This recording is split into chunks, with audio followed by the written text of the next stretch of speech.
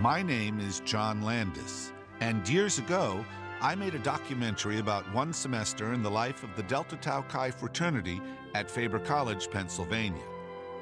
Universal Studios is releasing an anniversary DVD of the Delta House documentary, and we thought it would be interesting to locate the film's subjects and see where they are now. It's a fraternity party. I'm in the fraternity. How can I miss it? I'll write you a note. I'll say you're too well to attend. It's funny. Very funny. We located Donald Schoenstein in New York City. Well, getting thrown out of school is probably the best thing that ever happened to me because I had had enough. Katie and I got one into our incredible arguments, and I took off and I was hanging around Europe for about a year. Came home, wasn't sure what I wanted to do, bumped into Katie, and we decided, well, I was wrong. I had to admit I was wrong, and we got married. It was really great. Then in '69, we got divorced. Probably didn't see each other for a long time. Then I think we got together again. We got married in '74 for the second time. And I think we did pretty good for about 11 years. And, of course, we got into one of those arguments like we always did. And we divorced. So then some time went by.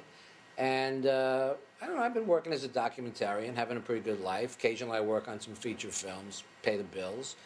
And then I guess about 11 years ago, I got married again, got a kid, and feeling pretty good. Here she is now. Hey, hon. Hey. Sweetie pie, how you doing? Good. Third time's the charm, they say. He's asking questions about school, so Yeah. he wants to hear about all the old gang. I stayed at school for a while. We kind of tried to work this all out and couldn't make it work. Then, we ended up back together again and got remarried. That time, I don't know. What was it? The second time that we broke up? Yeah. I'm sure it had something to do with politics. I can't remember exactly. Yeah. Politics. No? Oh, I'm saying that was somebody else. Oh, I'm sorry.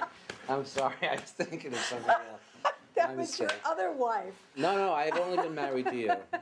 I would only marry you. You know that. Third time's a charm. Well, we had to get married the third time because Katie got pregnant and... we just ran into each other on the sidewalk one day, yeah. and we ended up back at my apartment. And, one thing led to another, and now we're a family. I just dropped Otis off at school, so he's smart as a whip.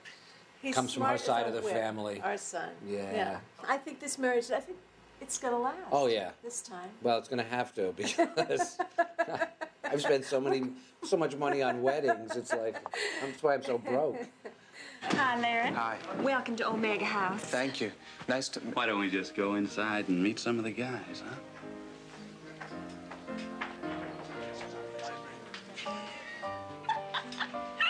Wimp and a blimp. I am so excited about our up-and-coming Faber class reunion that I can barely keep my mind on my job. Fortunately, I got the kind of job you can do even if you don't have a mind. And the table to your left is the table used in my dinner with Andre.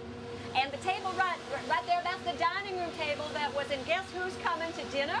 And the next table right next to that, that was the table in Dinner at 8. Now, there's the separate tables from the movie of the same name. All of these tables have been declared national treasures by President and movie star Ronald Reagan, which means that no food can ever be served on them again.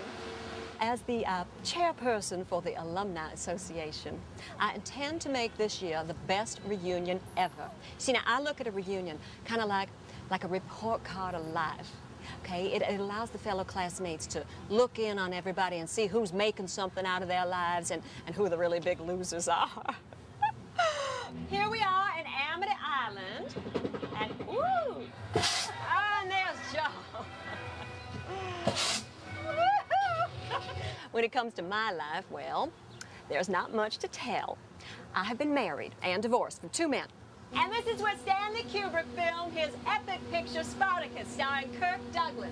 All these roads were lined with crosses all the way down because in ancient Rome, crucifixion was a very common form of punishment.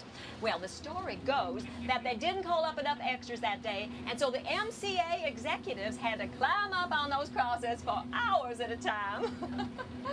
You know, when you marry this kind of man, the term job security takes on a whole new meaning. That's why I am so grateful to have worked here at Universal Tour and Theme Park ever since I graduated from Faber.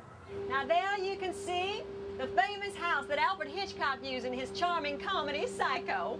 Well, apparently, Janet Leigh has not washed herself since that scary shower scene in the movie, and you can smell her coming from blocks away. It's just kidding. Of course, now the job can wear on you sometimes. There are little kids who get sick and they puke, and it's so gross. And then there's adults, and they always think that I know the movie stars. It's just, I mean, maybe one or two, but... And there are the supervisors who care less about this park than I do. Have you ever thought of quitting? What? And give up show business? Oh. Next slide, please, D-Day.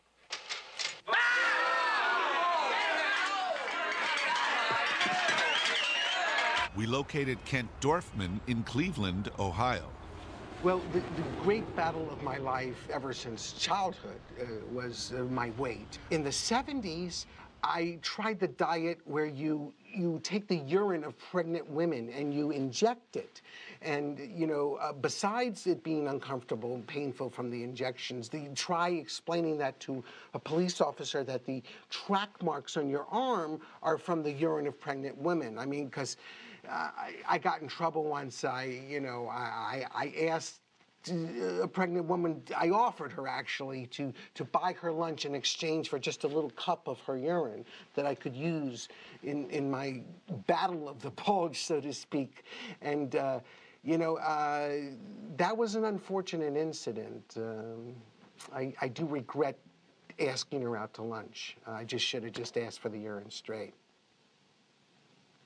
I run the encounter groups of Cleveland, Ohio, and we've been very successful. You know, I went through the EST program with Mike Tyson, actually. I was my first celebrity, and he didn't grasp actually the concept of S. So when I was doing my part, I called him an asshole, and I was beaten savagely by him. But, it turned out okay because I was able to take that savage beating and turn it into a very positive experience because I grew, spiritually.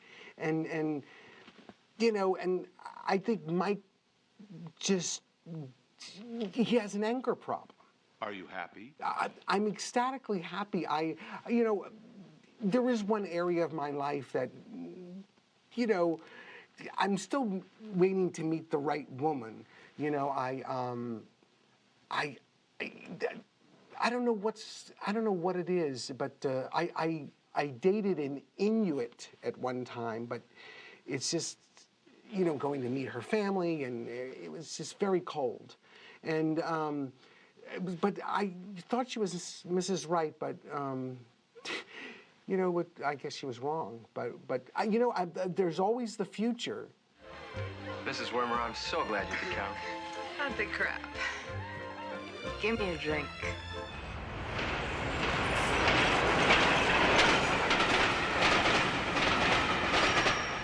We located Marion Wormer in Chicago, Illinois.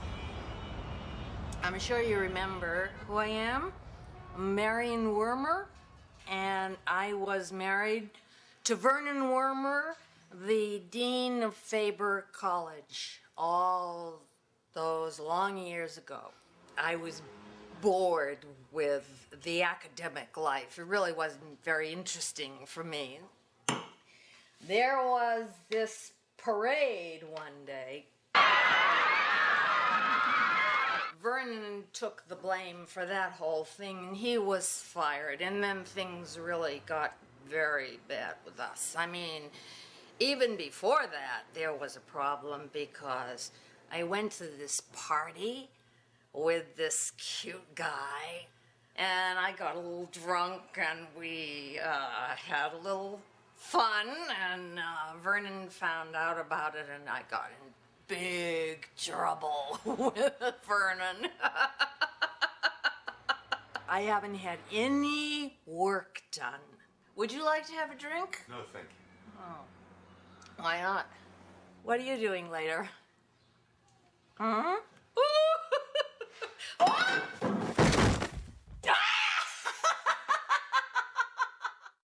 We like to do for you now a tune entitled Shamalama Ding Dong. We caught up with Otis Day after a performance in a club on Beale Street in Memphis, Tennessee.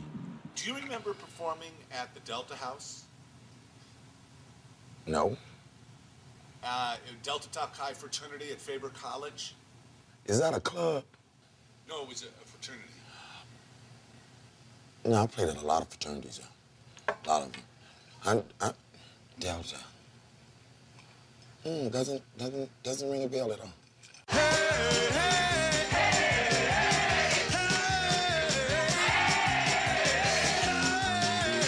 You married? No, but I really have 4 grandchildren.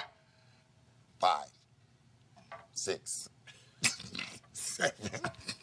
What are their names? Oh, God. Let me see. Ray Ray, Shaquanda, La Renee, Marquise, Devontae, Aaron, Skylar. Yeah. Otis Day the Knights had a hit. Yeah. In '63, you had Shamalama Ding Dong. Shamalama Ding Dong, yeah. And then Shout, which was originally done by the Ozzy Brothers. And then the Beatles done it. But then ours was, I'm happy to say that ours was bigger than theirs. Yeah. I didn't know Shout was gonna be that big. Shout is crazy. It's the mothership. It's the motherload. I'm glad about that one. Well, sure. Everybody I talk to says Omega's the best, but I hate to seem, pushy. Mr. Landis, this audio tape is in response to your letter regarding my life since Faber College. I was unable to serve my country in Vietnam as my father was a major financial contributor to various conservative politicians. After learning of the tragic loss of my Omega brother, Douglas Niedermeyer, in the jungles of Southeast Asia, I must confess I grew cynical, and after earning my MBA was a dope-smoking, hard-drinking yuppie all through my 20s.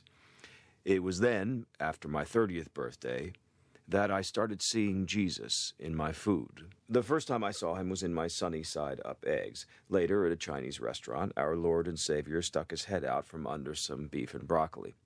Next time I saw him was in a hamburger.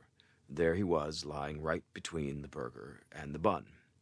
So, one day, I set mousetraps for him. When I woke up the next morning, I checked all of the traps, and they were all the same. The cheese was gone, but the traps were still set. That was the day I accepted Christ as my Savior, and I was born again.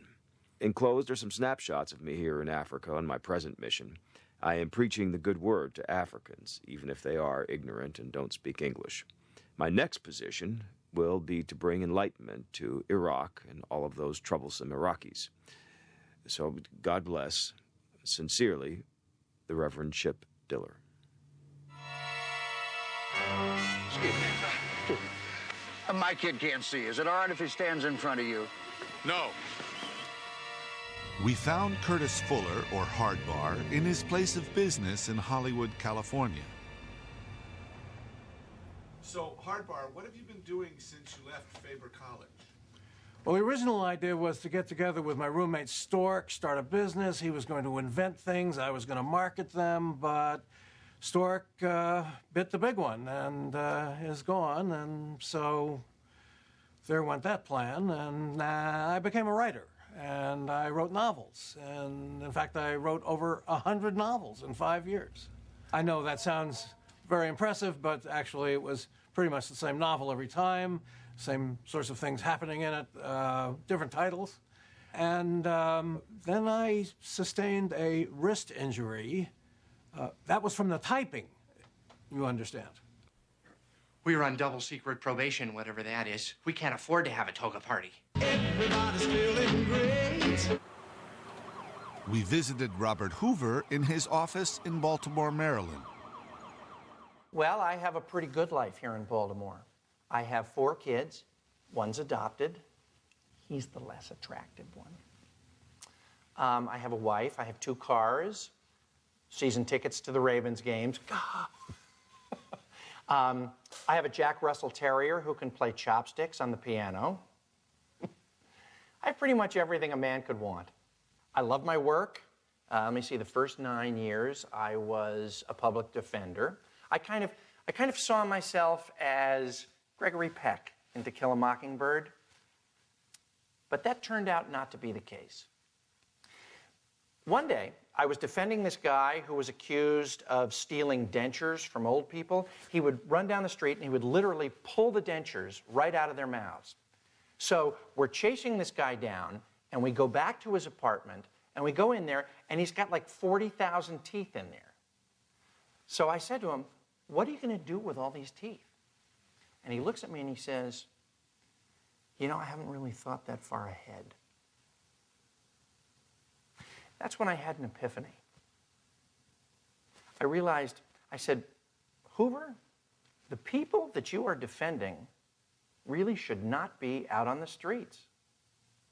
So I became an assistant district attorney here in Baltimore, and I love it. I mean, I don't want to brag, but I have actually become one of the best district attorneys in the country. The Los Angeles District Attorney's Office actually called me to get advice on the O.J. Simpson prosecution. And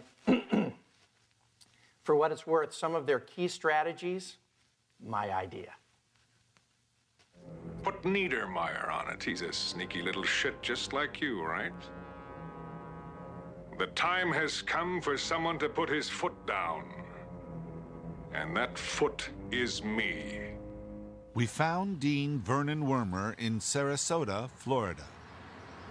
Dean Wormer. Who the hell are you? Sir, it's John Landis. We had an appointment to interview you. Oh, Larry. Did you bring the money? No, not Larry. Landis, John Landis. Larry Landis. John Landis. The proctologist. The director. Why would a proctologist need a director? We made an appointment to interview you about your days as Dean of Faber College. Oh, I love Dean Martin. You ever see Rio Bravo? I knew that if he would ever stop drinking, they'd make him sheriff again. Dean Wormer, do you remember anything about Faber College? The campus, the faculty? Who the hell are you, anyway? Do you remember anything about the Deltas? The Deltas. Butarski. You're a son of a bitch. Stratton. Oh, you're a bastard. Oh, and Shenstein, the little prick, and Mr. Hoover, that shithead. Dorfman, little fat turd. Maybe we should come back another time.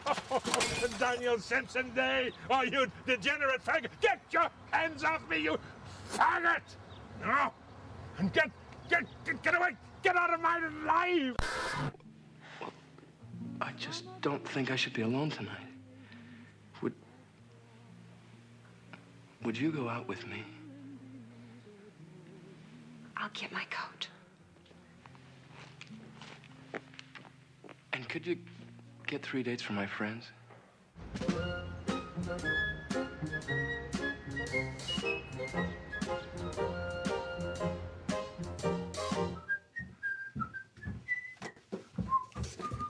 Dr. Stratton? Ah, Mr. Landis. Good to see you. I was wondering how life's been treating you since Faber. Well, I am proud to say I've been lucky enough to make a very nice living during my career in gynecology. I feel like I'm doing good work. And I'm constantly seeing beautiful things and meeting interesting people. As for the old otter, I must say that well, my college days are behind me, and I'm calmed down quite a bit. Dr. Stratton, I'm ready for my examination. Well, I think I better get in there before her insurance runs out.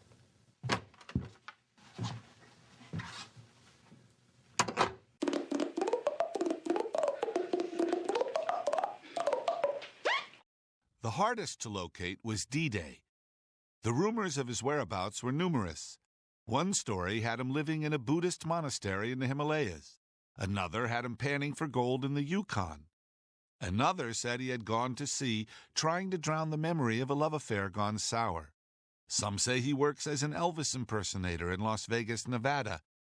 And still another rumor had him working as an undercover agent in an Al-Qaeda training camp. With the help of Interpol, we were able to locate him in this abandoned tract house in Modesto, California.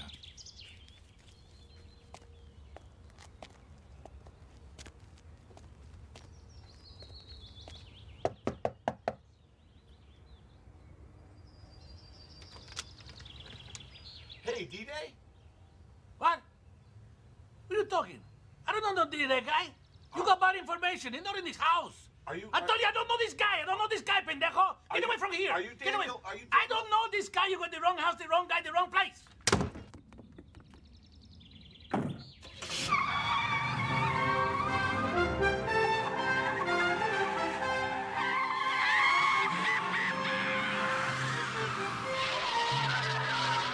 And of course, we all know what happened to Mandy Pepperidge and John Plutarski.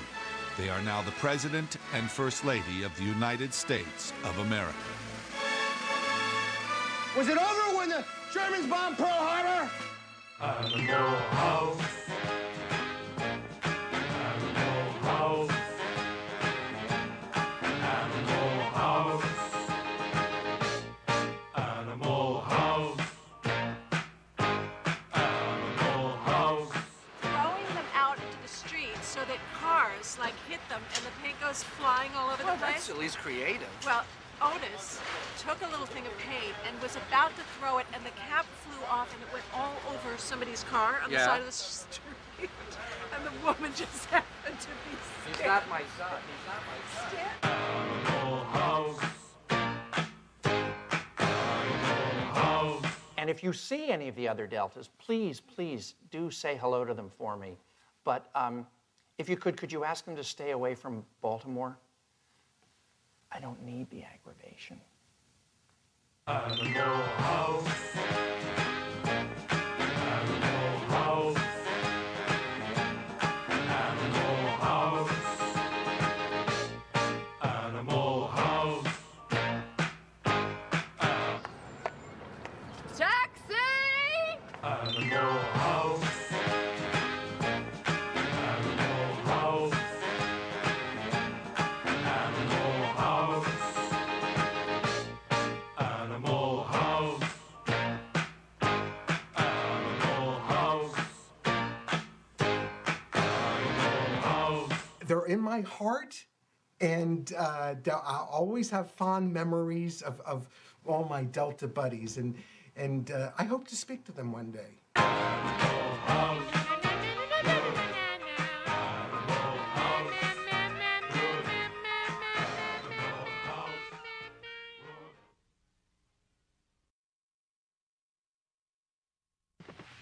Move to your left a little.